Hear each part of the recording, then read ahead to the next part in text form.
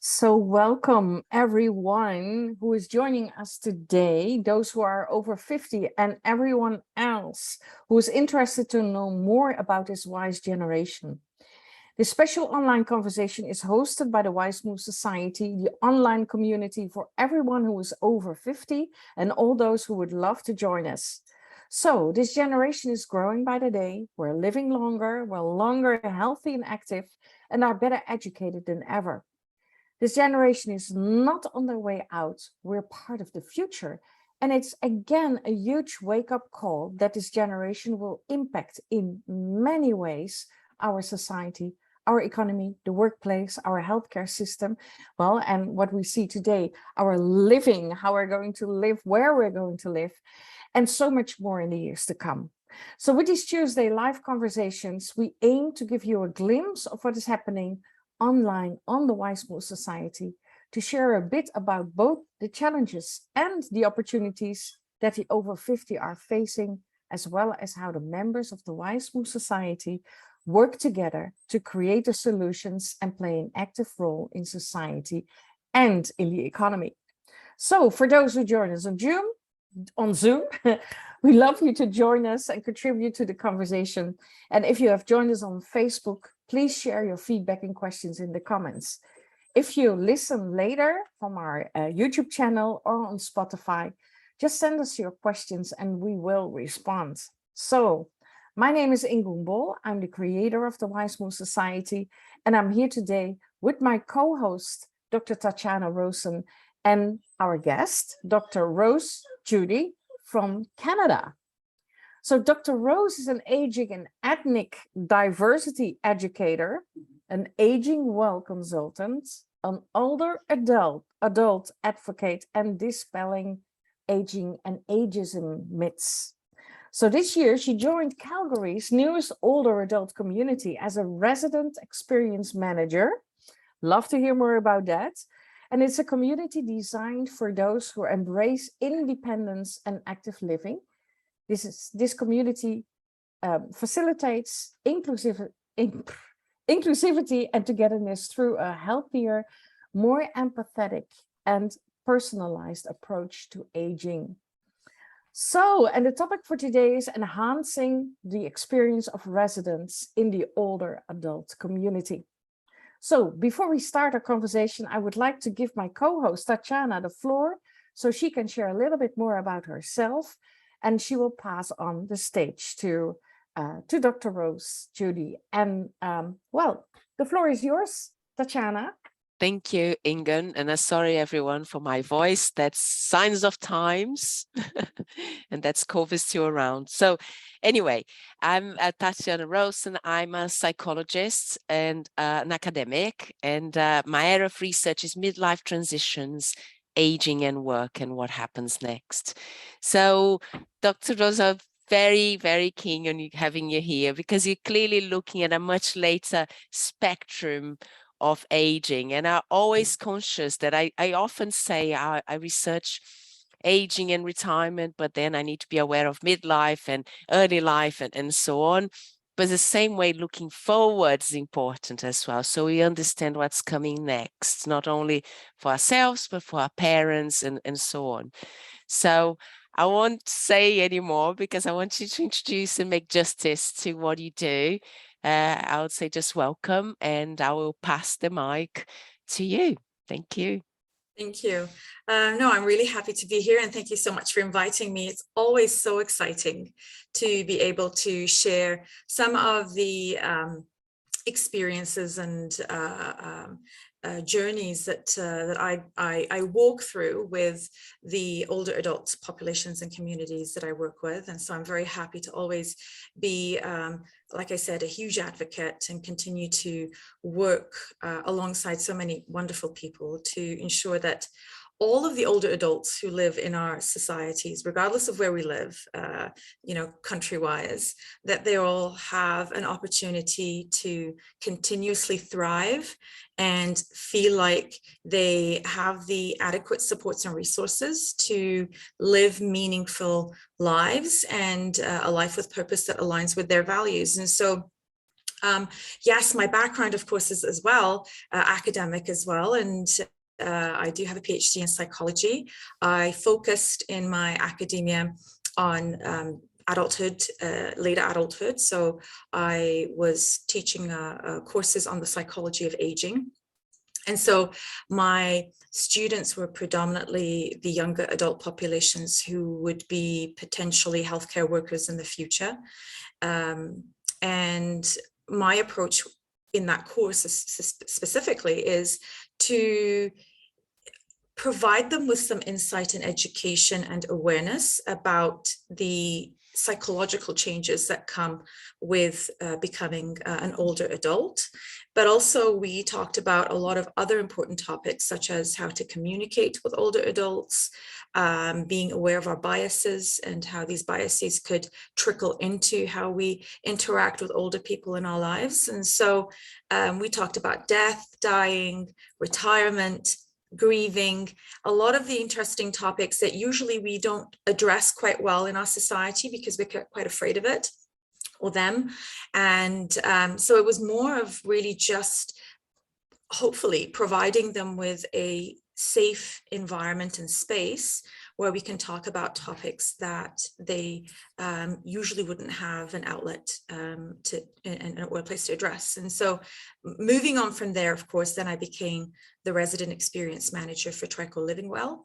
And I'm still brand new in this job. I've only been here for a few months, but I was telling Ingun, my absolute favorite time is when I interact with our older adult residents, whether they're independent or assisted living. We just have a really good time, and they are absolutely lovely. So I'm very grateful to be able to be around them.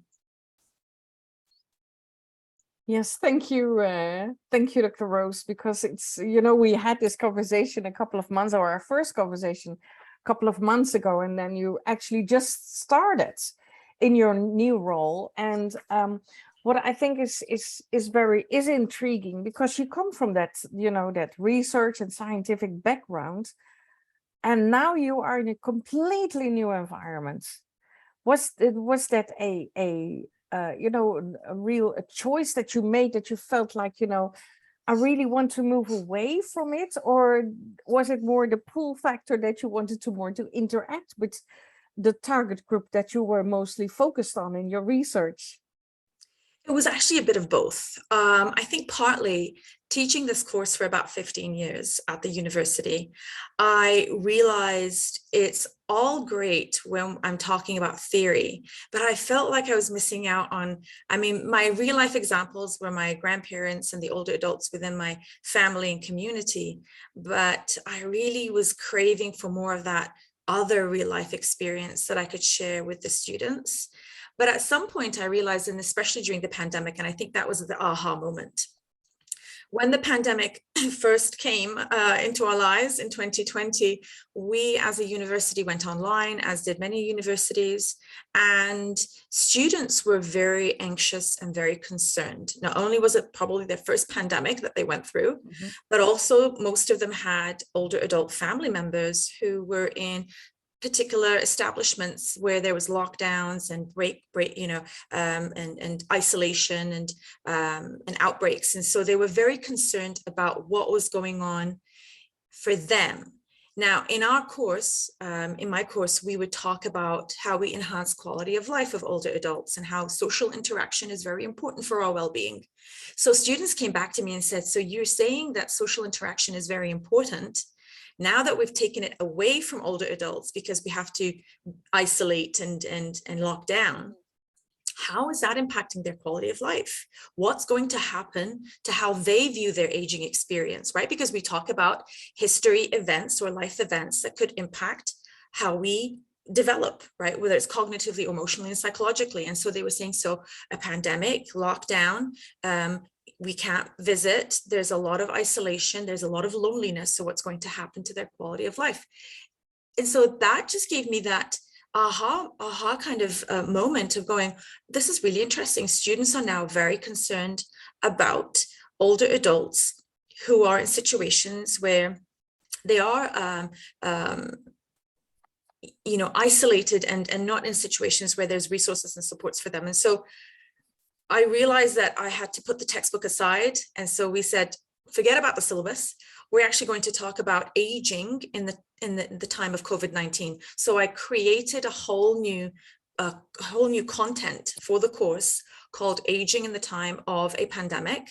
And I mean, back then we didn't really have much research, but we had the articles and the newspapers and what's happening on social media. And so we used quite a bit of that to talk about how our aging population or older adult population are experiencing a different kind of human development as a result, but also us as well as the younger or as the middle-aged populations as well. And then after that, after 2 years of doing this online thing, I realized that I really was craving more of that social impact. And I really wanted to put aside my academic hat for a bit and dive into working one-on-one, face-to-face with older adults, and seeing how I can help, of course, and use my research background to help facilitate a better quality of life. And so here I am doing that. Fantastic. And, you know, in my introduction, I already mentioned, you know, this older generation will impact, you know, there's so much happening with this older generation in all levels of society. You know, it is, you know, where do you live? How do you interact? But it's also about, you know, working and you know, there's the whole economy aspect, the healthcare system. So they will impact on many ways. And living arrangements as what you experience right now is a huge topic. And it's not only, and that is what Tatiana also mentioned, it's not only about, you know, my generation thinking about how are we going to do this later in life, how is this going to happen for us, but also about, you know, most of us, you know, I'm 62, my mother is 88, very concerned about her living arrangements and what is happening with her and how she can interact with other people, but also with the organization that, you know, where the care center where she's living. So that's, it impacts us in many ways. Well, first of all, Mary Jane, I want to welcome you, of course, as our weekly participant. So it's really great to see you again. Thank you. Yeah. But I would love to give the floor to Tatiana, because I see a lot of similarities, of course, also in your background. So please jump in. Thank you. No, Rose, it's nice to hear someone going back to the real world, even though I can't say that. Real world is, academia is still my real world, but there you are, looking into practice and how things happen there. And I understand all these topics you said they are difficult to talk about: bereavement, death, retirement, and so on, which for young people in education, it seems so far from them to really be thinking about that. But I have to say that what you mentioned earlier struck a chord much stronger with me, which is purpose and meaning in later life. Because we know that traditionally, even psychology and social science in general tended to neglect older people. You see that the uptake of psychotherapy by older people is much lower, especially in a very late stage of life, because there's an assumption that purpose and meaning maybe is not something they'll be seeking anymore. And this is something that for me really triggers me a reaction, and you mentioned it. So can you tell us a bit more about that, how that's experienced? Absolutely. No, and you're absolutely right. I heard once I think it was a podcast, where someone was saying, why is it that we're always asking children when they're younger, what do you want to be when you grow older? And then we kind of stop asking that question, because the assumption is you are whatever you wanted to be when you grow older. And he said, but the reality is, we continue to want to be something different sometimes as we age and as we grow older. We accumulate a lot of experience. We realize what our likes and dislikes are, and we realize that as we develop in this world, there are interests that are triggered that we didn't know were there, or interests that we just kind of put aside because we were too busy to focus on them. And then, but we kind of stop. We stop assuming that older adults actually continue to want to be something different. And we don't encourage that. But if we really look back to psychology, and I'm going to quote Erik Erikson as one of the people that I really mentioned quite a bit when I was teaching, especially. Erik Erikson, as a social psychologist or psychosociologist, however you want to say it, he talked about, or he created this lifespan stages of psychosocial development. And he stated that in adolescence, we go through an identity exploration stage, right? We ask the question, who am I? How do I belong here? What is my purpose, right? And then he said, and then after that, after we did this exploration and we figure that out, apparently we figure it out in adolescence and that's it, we move on to the young adulthood stage, which is where we form social relationships. So we can avoid being isolated. And then after that, in middle age, and so that's it. So according to researchers, this exploration stage of our identity only occurs in adolescence, and that's it. And then after that, we kind of figure out what we want to be in our lives later on. And I remember being an undergrad student, and I had a professor, and when he first mentioned this to me, I'm going to date myself, but it was in the 1990s. And I raised my hand and I said, so does that mean that when we go through what you're saying right now about midlife and that exploration in midlife, that we don't then reassess and readdress this identity? And then he kind of paused and he looked at me and he goes, well, I guess you do. And I said, so does that mean that the stage of searching for an identity in adolescence can reoccur again throughout our lives, in young adulthood, in mid-adulthood, and even probably in later adulthood?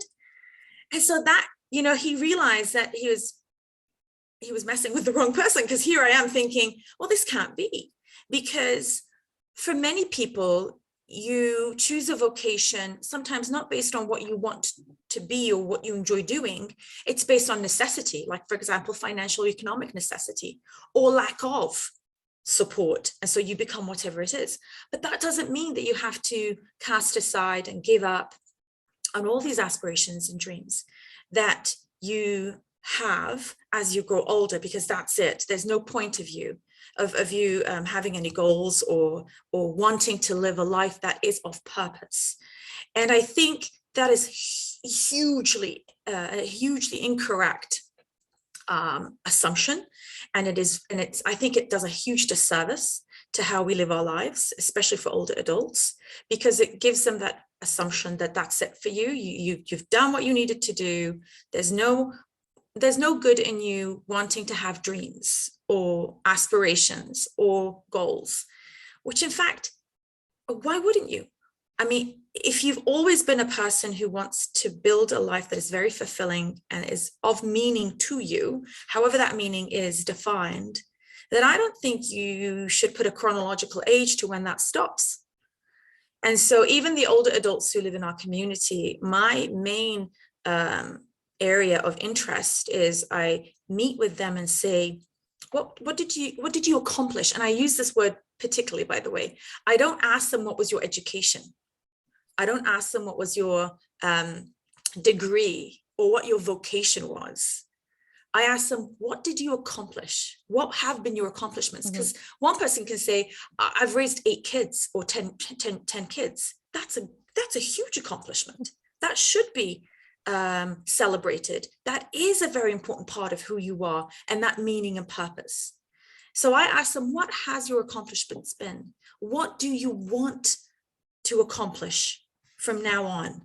What are some of the goals? What gets you out of bed? what will continue to get you out of bed, because I do want to get you out of bed, right? And so I talk to them a lot about these things. And it's really interesting, Tatiana, that many people who are of that older age category almost get caught off guard or are surprised by me asking them these questions, because we've been really good as a society to dim their aspirations and goals as they age. Mm-hmm. And so they don't expect it anymore, right? Very passionate about that, if you can tell. Oh no, I love that. I think we need to hear more of that out there, because it's this is about educating ourselves and educating younger people and older people alike, that there is meaning and purpose at any life stage, and it's important that we make that available at people. And I agree, to think about that we develop identity at some stage early in life and that's it. Oh my goodness, that is just so far from reality. We always have the chance to reinvent and go do something different, or live somewhere different, and so on. Absolutely. I mean, we attach these labels to it. So in your area, Tatiana, if you do talk about, let's say, midlife, I don't particularly use midlife crisis as a term. I call it more of a midlife or a mid reinvention, because, it's not a crisis if it doesn't have to be, right? And we're really good at making labels very dramatic, and it puts fear into people.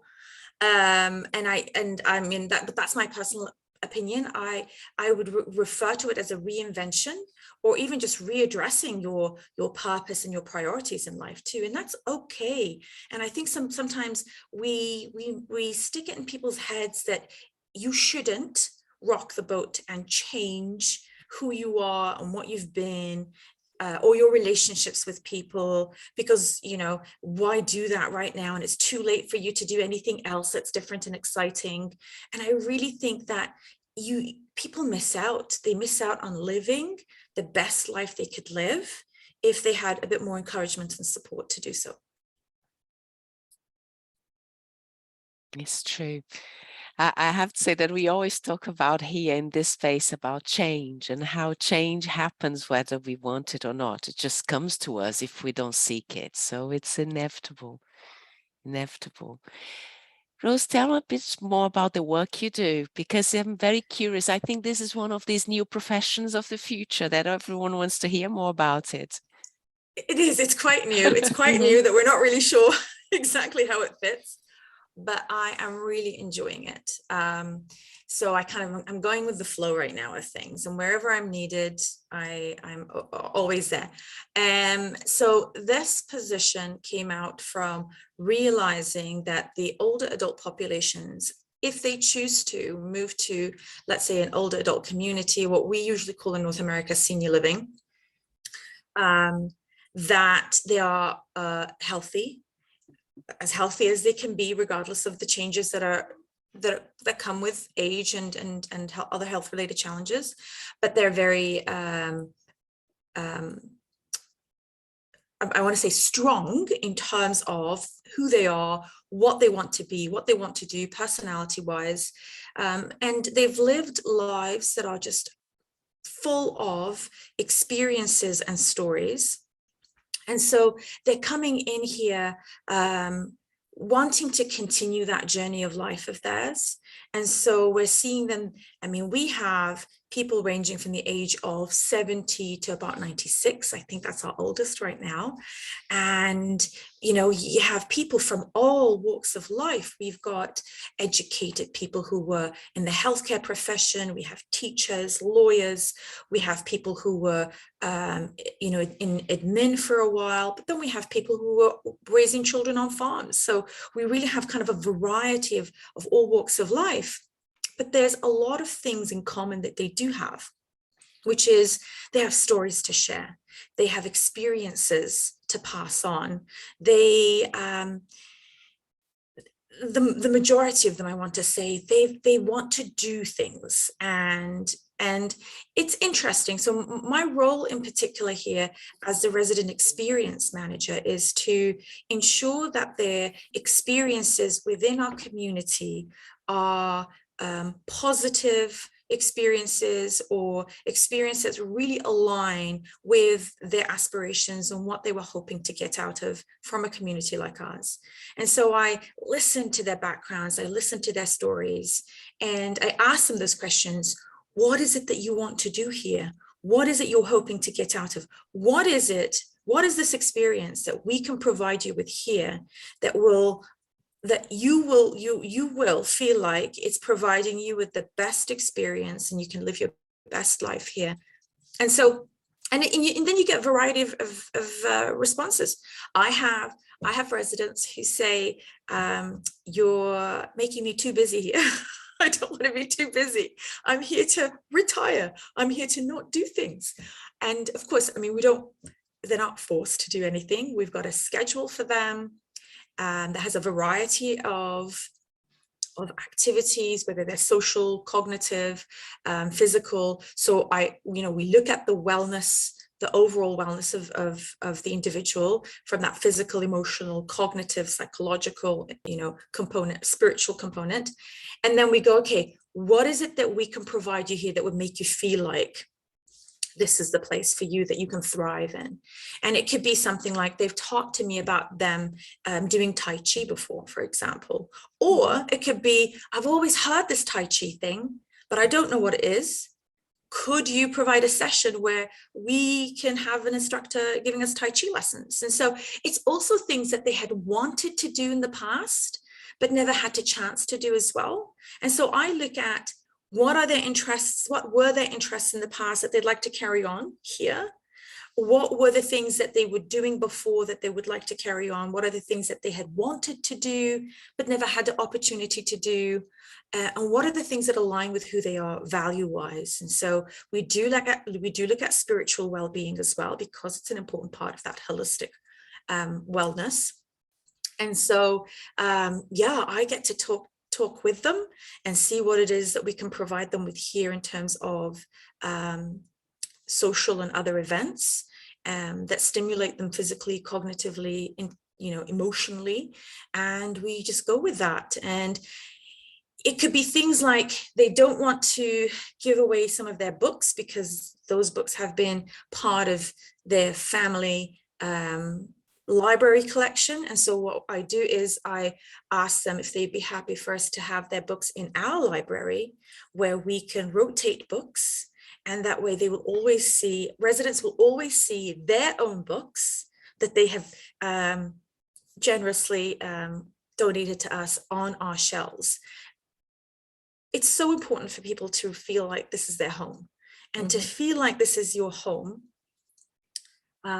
You want to see your belongings, your personal items in there. And so part of my resident experience task is to make sure that they feel like they belong here and that this is their home. So something as small as their books or their puzzles, even a rocking chair that was donated to our dementia care floor, for example, was owned by a resident, and she had it for 60 years. And she didn't need it anymore. And so I asked her, I said, what do you think about us using that upstairs in our dementia care floor? Would you be okay with that? And she was thrilled that she didn't have to worry about, getting rid of it. It was here in our building and it was being used. Fantastic, Rose. It sounds really a homey, and really a home environment where people can feel safe and really comfortable. So that's good. A couple of months ago, we had two wonderful ladies from New Zealand here, from the Brain Fit Academy. Is this also something that you're working with, that you do certain exercises or workshop that you really keep that brain fit and active? I don't specifically do brain fitness, but we do find ways where we do encourage cognitive stimulation in any way, in any activity that we do provide our residents with. It's important to keep in mind that as a community here, we recommend that that residents join us in the activities that we have, but we don't really, we don't say you have to, but we say we would like you, if we would like to see you there, or we would want to have you there. But with that being said, we do have, for example, cognitively stimulating activities that could be more social, but could also be more cognitively, kind of stimulating too. I think anything that engages a person, evokes some memories, for example, are things that could really benefit them memory-wise and cognitively as well. And so simple things such as sitting down and doing a puzzle with them, for example, or doing some word search, for example, knitting or stitching or sewing, all of those things. And then we have conversations while we're doing that, either about, who taught you how to sew before? When was the first time that you sewed, and what was it that you did? And, things like that stimulate long-term memory, as well as the link between what we're doing and what you did in the past. All of that, I think, really enhances intellectual capabilities and cognition as well. And so we're not hooking them onto wires and things like that, but we're doing things that we think those are, and I'm just going to say something, it just came to mind. So we have a resident who is experiencing some mild cognitive impairment, and I went up to her and introduced myself. And then I realized she didn't really want to talk with me initially, but I realized she has a lot of art and pottery in her suite, in her room. And so I just struck a conversation about that. I said, wow, this is beautiful. Who made that? Do you know? Immediately her eyes lit up, and we had this really good conversation about the person who was creating these ceramics and the potteries and the art. And it was someone in British Columbia that she knows, but she also collects her work. Then what I did, I came downstairs and I looked up this person. There was a little snippet in a magazine of an interview with her picture, and some work of hers, and I printed it out. And then I remembered that, I don't know, this is how, fate works sometimes, is that a neighbor of mine, a neighbor of mine was getting rid of some stuffs, decluttering, I guess. And there was this ceramic pottery dish that she had, and I just found it very intriguing and looked quite interesting. And I said, I'll take that if that's okay with you. Interesting enough, it was the same person. And so I brought it from home with the magazine. I went upstairs, and it was such, the conversation was easier to have than if I didn't connect with her, or connect an experience that she really enjoyed to what was going on. And so just something like that was so profound for me, at least. And I can see how she was absolutely thrilled to have that bit of magazine, and she was touching the pottery that I had, and we were talking about it, and I was asking her questions about it, and we just had this really great conversation. But I'm if I could look inside, I bet you we stimulated and activated some neurons in the process. And it's already also so important for someone to feel that they are heard, that someone sees them, that that they really listen to their story. And I think that also is very important, that you are part of something bigger. So that's great. Mary Jane. Yeah, I just unmuted, so I knew you would see that, Ingun. Something that comes into my mind, there people who are coming into this particular residence where you're working, Rose, they are, you've got both assisted living as well as independent living. No? And with those that are independent living, I ask about that particular group, is there anyone, or have there been people who have expressed, that yes, they're in a retirement home and, or a residence, but are they still wanting to be productive outside of where they're living? Are they yeah, in Dutch, the word is ondernemen, but and I don't know that we can translate that even, you know, to English, but well, the entrepreneurial spirit that we're so focused on here with our 50+ age group as one of the programs that we offer. Have you come across that, or are they just ready to retire? I mean, they're not. Yeah, how engaged are they? This is the thing, and again, I think the amazing thing about being from a research and academic environment prior, and all the theories and all the articles that came out and said, you know, people still want to be entrepreneurs, they still want to be productive, etc., as they go older.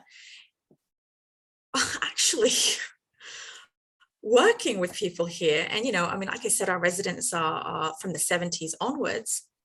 The older they become, and I want to say maybe, you know, closer to the 80s, the 80 to 90 category, they are ready to retire. They, you know, like I said, you know, we have, let's say 4 or 6 activities, sorry, no, 4 or 5, we don't have 6, we have about 5 maximum activities a day, and they could join any of them, you know, and they're spaced out just in case they wanted to have a rest. So sometimes they're spaced out in a couple of hours. Some of our 80+ would say we can only do 1 a day. That's our max, and then we feel a bit tired, and then we need to go upstairs and rest. And I don't want to kind of stereotype that category, but that's what I'm seeing right now. With that being said, those who are in their 70s still, they're the ones who are still more active, engaged. We have residents who are still doing consulting on the side while being here. Some of you know, we have a couple of residents who bike a couple of times a week. So they're wearing all their biking gear, and then they're heading out and doing some, you know, active physical exercise. But the older they are, and I want to say the 80+ category, they're the ones who are slowing down. Now, what I do see, however, them continuing doing is if they had a church group, for example, or a spiritual or religious group outside of the building or the community, they're still engaged in that. If they have their bridge and card group, they're still going out for that. If they have their golf group, we have a 96-year-old who still goes golfing. Wow. Right? She still does that, and she remembers exactly the day, but that's because they start to do things that bring them joy. They start to do things that bring them comfort. It's not necessarily about what it is they're doing. It's not about that. It's about in terms of the cognitive stimulation, I guess. It's about the quality of what they're doing. So, you know, they're not necessarily going to be being entrepreneurs and running businesses at this point in that 80+ category. They're really wanting to do things that are more emotionally, socially, spiritually enhancing for them. Right. And I do provide opportunities. I say, you know, who wants to do some volunteering? Do you want to do some volunteering outside? We can provide you with opportunities so you can volunteer. They'd rather do their own thing. And again, I'm here just to listen to them and see what it is that would make their lives better. I'm not here to impose any of my research and say, but the research says you have to do this, because you need it. Yeah. who am I to throw that on their plates? It's them that have to tell me what it is that they want to do, and then I'm the person who gets that arranged for them. Okay, no, good to know. Good to know. And your title is Residence Experience Manager, right? Yes. Yeah. Okay. I'm curious, and Ingun, Vicky had mentioned it in one of our calls, and one of the members, and that she's actively now engaged. There's a new retirement home being built in New Brunswick, where she close to where she lives, and they're doing some, you know, getting the community involved to find out, okay, what do we need, and you know, what are the things to focus on. So I'm going to mention this role that you have, because it may be something that they haven't considered, you know, to introduce that. Like I said, it's huge. It's new. Right. Yeah. Because the focus in senior living has always been lifestyle, leisure, you know, the physical activities and the hospitality part of senior living, right? We kind of almost treat it like a hotel. That there's the catering, there's the culinary staff, there's the housekeeping, there's the nurses if you need them, of course, and then the person who does activities. But I think the generations, the groups that are coming in right now, like I said, have a vast have vast levels of experience and backgrounds that it's not a one size fits all. We can't just say, well, we're going to give them yoga and everyone's going to show up to yoga. Well, no, barely anyone's showing up to yoga, right? And it's interesting because when I ask them what it is that you want, they don't want the bingo. They don't want the usual activities that we do. It's a whole different generation, it feels like. These are people who are in their 80s and 90s who have iPads and phones, but then I'd have a 70-year-old who doesn't even have a TV and has only a landline. He doesn't use a cell phone. So it's also interesting to see that too when we talk about technology and older people. Well, the reality is not all of them want to use a cell phone. I have a 93-year-old who uses a cell phone really well and can Skype and FaceTime with her family member. And then I have a 70, nearing an 80-year-old who has a landline and a good old-fashioned radio. And that's all he needs in life. So you're also seeing those differences as well as they're entering here. And again, I don't want, and I call it manufactured engagement. Manufactured engagement is that we fill their activities that week with a whole bunch of stuff that does not resonate, that means nothing to them, because we didn't pause and say and ask them, what is it that you want to do here? What is it that you want to see on our list? And so they said no to bingo. We didn't put bingo. That was, they said, we want Tai Chi. We found a Tai Chi instructor. They want more TED Talks. They want more masterclass, the virtual masterclass sessions. Yeah, right. They want more, and we do this. We do virtual live tours where we go anywhere in the world, and we choose a destination and we sit down in the theater, and there's a real-time virtual live tour. Machu Picchu the other day, the San Francisco Zoo. For example, we went to Australia and saw kangaroos jumping around on the beach, right? And it was all live in real time. That's what they want. But then they'd have we want the cards, we want the knitting. There's, again, I'm going to add on their activity list what it is they want, not what I think they want.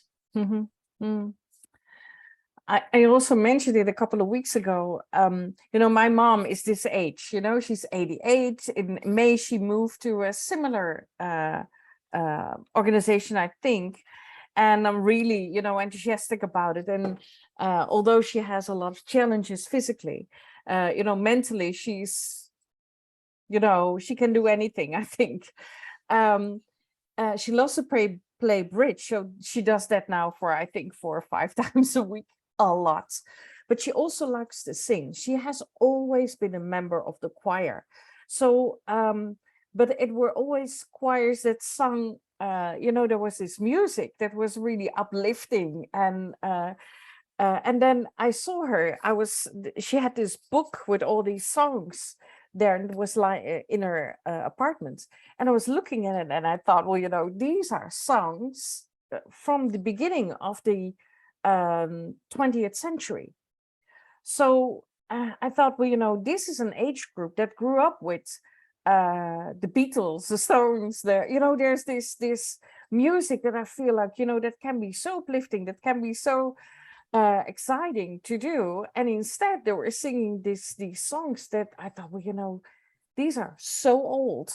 This is, we need to change our perspective that maybe they want to sing the songs that when they were in their 20s, and maybe in their, teenage, in that early adulthood, that they love to sing. There's such great music there. And then there is this book, and I thought, who wants to sing these songs? That's so old.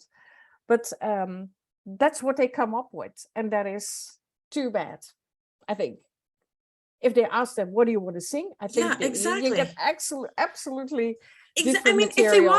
if they wanted to do the 20th century stuff, then that's great. But that's because they wanted to do it, right? And I think you will get success in places like this if you listen to what the residents want, and you involve them in the planning. I think that is a huge important step that sometimes is missed. I do think so. Get them to have a say in it, because we're saying this is your new home.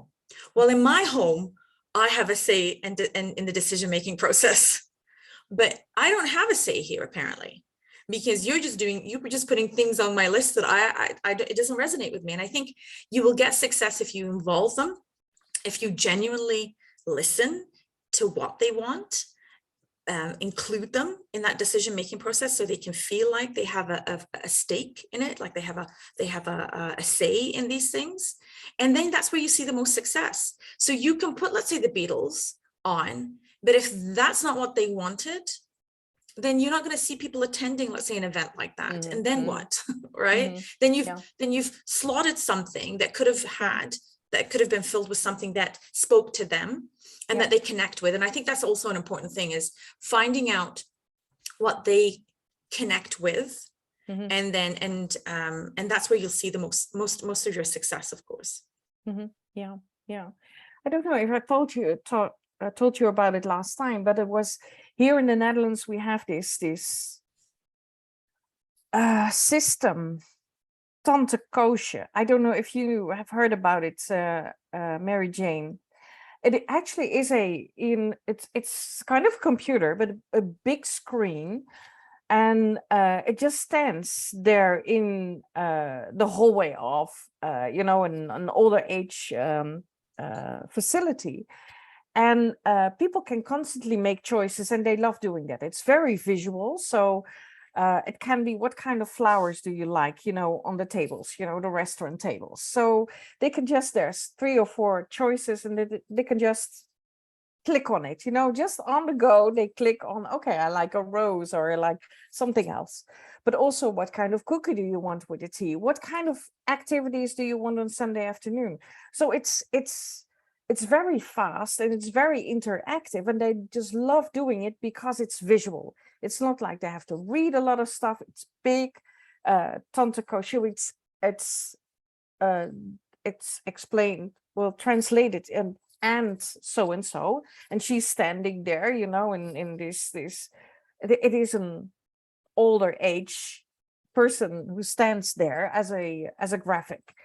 But there's constantly these choices, and in the beginning they were like hesitant to do it, but then in the end they just love pushing these buttons, and if they make a choice to have different flowers or different cookies with their coffee or things like that, the organization listened to us and said, okay, we really need to change because they want something different than we are offering.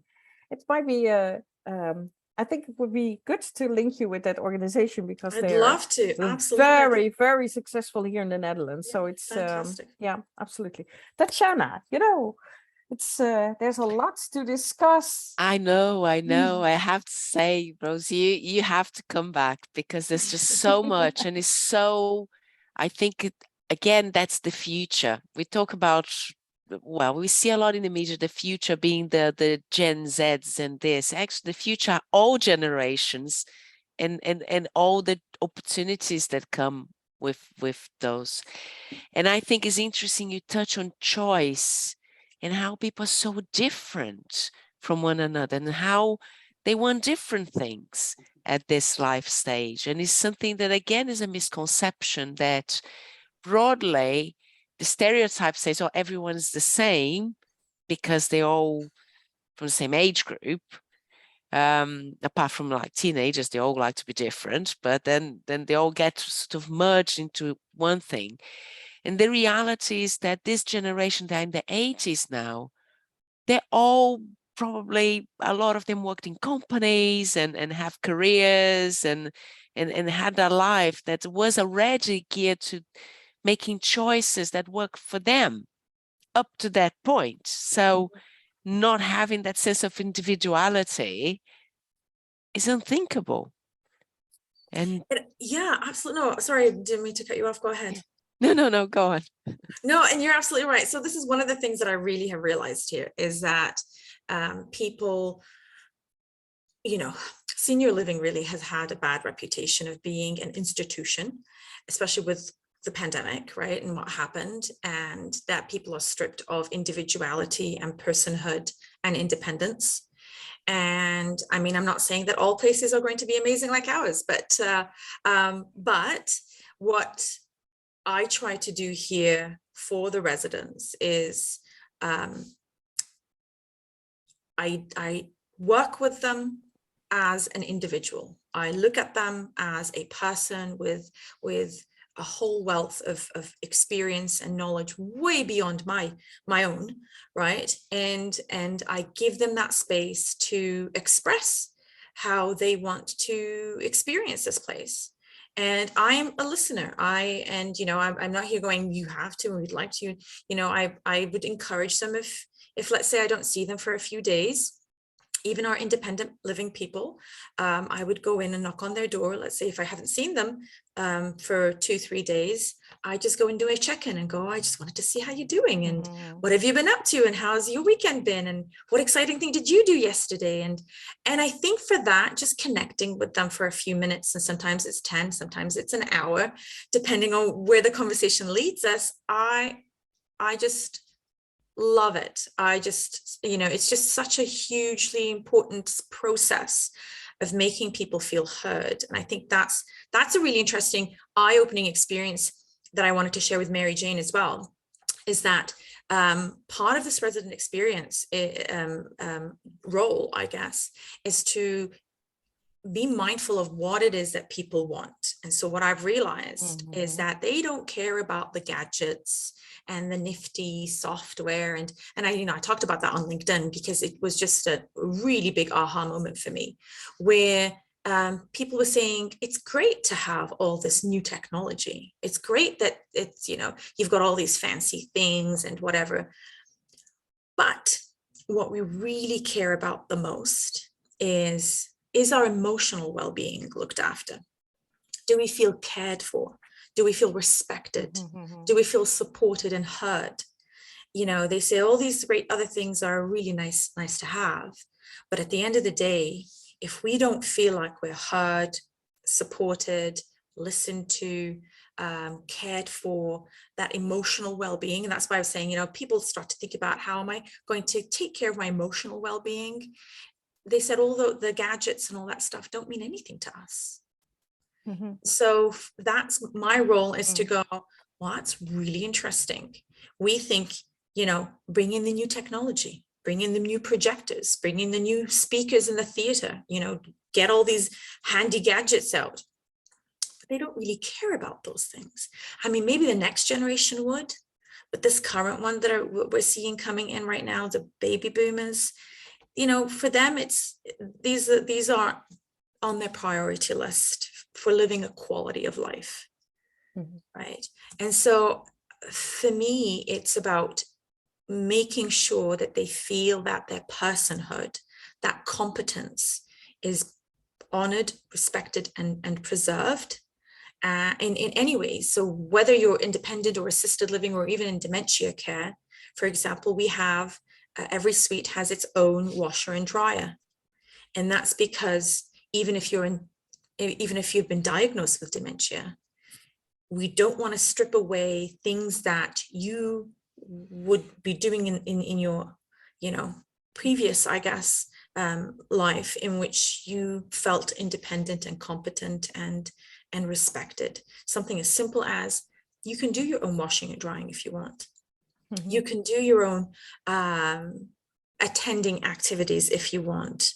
You can tell us what choices of meals you'd like, right? Nothing is forced on people, because if we're saying this is your new home, like I said, it means that you're also giving them the key to independence and competency too. I love that. I think that's the difference between rights kind of setup and a prison where you just a number on a conveyor belt. And even in prisons, we look more holistically on how people live. And I think that, Rose, that's my guess. We can't, you know, you're in academia, we can't guess the future without data and evidence. But my guess is that won't change, because everyone can understand if the gadget's not the latest or the car is not the fastest or etc. If the intent is right and if people are valued. I think that always, that's a basic premise of being a human being, is having that sense of connection with one another. So I think that's always going to top any projector. Absolutely. Absolutely. Absolutely. None of us are going to go, well, you know, you know, yes, I would give away my, you know, the feeling of value that I have. And I don't care if people respect me, as long as I have the software or the gadgets. You're right. You're absolutely right.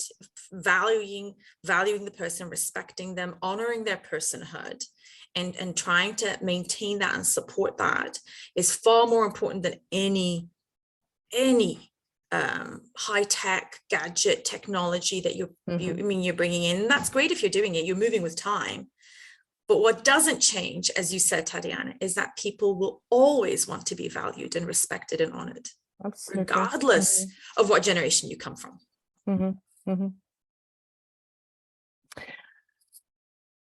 I'm very aware of the time. So one last question for me.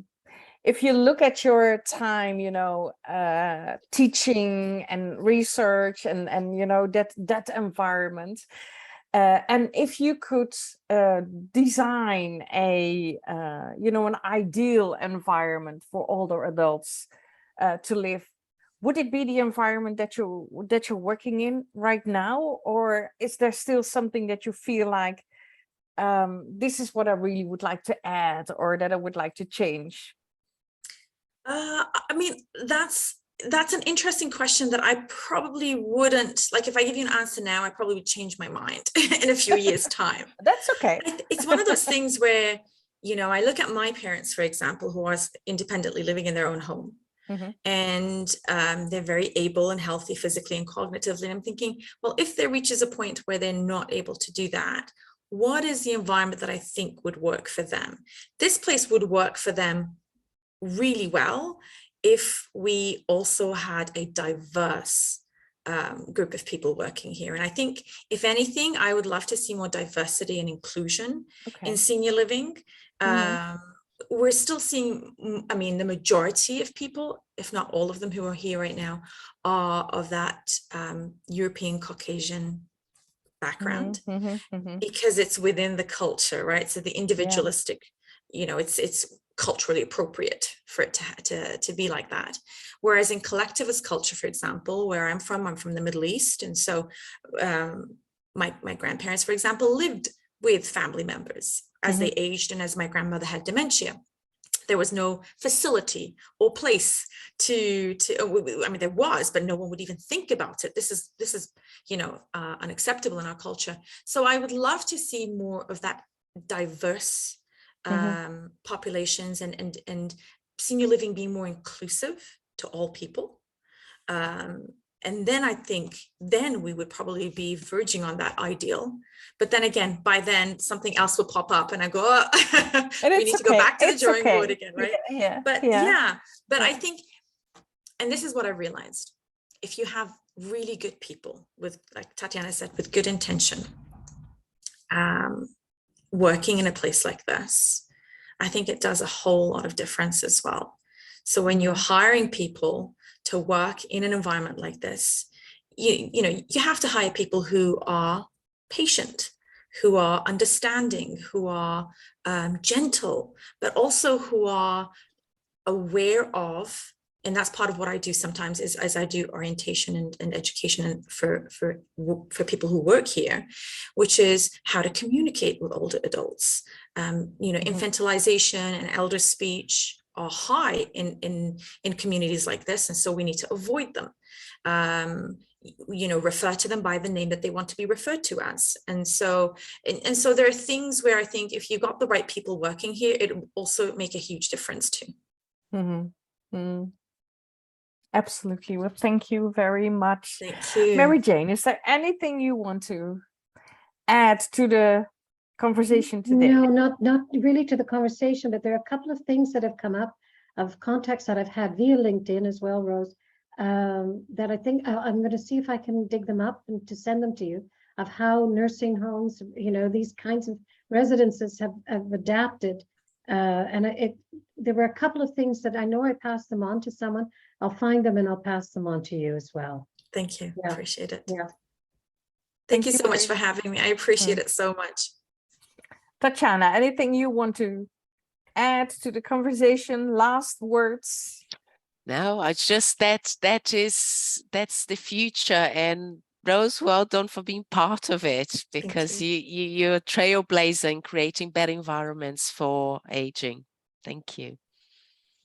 Absolutely, yes. Rose, did we forget anything? We obviously did, but I think we can talk more about this, really, if anything. Hours and hours, yes.